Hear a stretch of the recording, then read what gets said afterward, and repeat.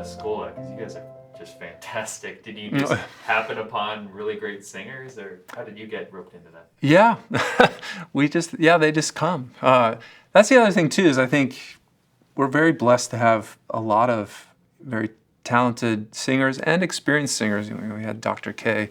He's no stranger to sacred music. He writes it, and he's had choirs himself. But I think, choirs, church choirs especially, they take a lot of training to, get a unified sound. So you blend and you sound like one voice praying to God rather than babble praying to God. So that takes time. It takes years. It takes a lot. People showing up week after week. But I think what really is the benefit of a choir sounding good is having good repertoire to sing.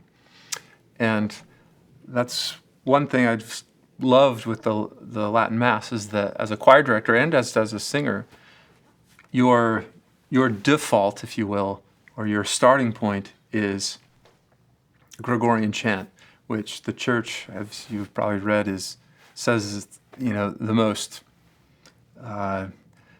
the greatest treasure that we have in the arts, greater than any other art, it says in the Sacrosanctum Concilium.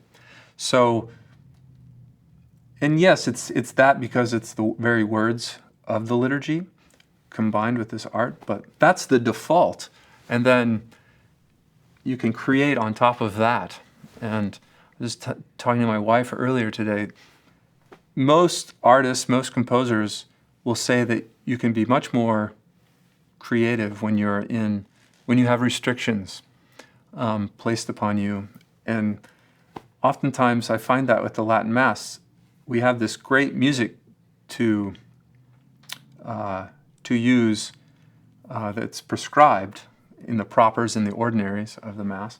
But then there's things that you can do on top of that or in accord with that that can enhance or make the liturgy take on a different effect.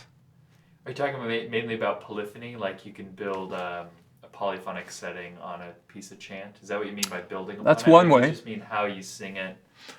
Yeah, good question. Yeah, so one way is polyphony. You can add.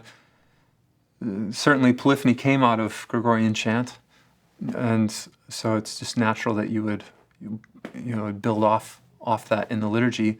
Another way too is just picking various types of ordinaries to sing.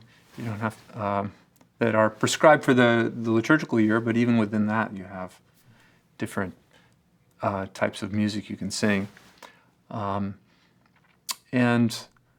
then also just never being afraid to use silence in places where you maybe would be accustomed to having something sung. That's something to consider too.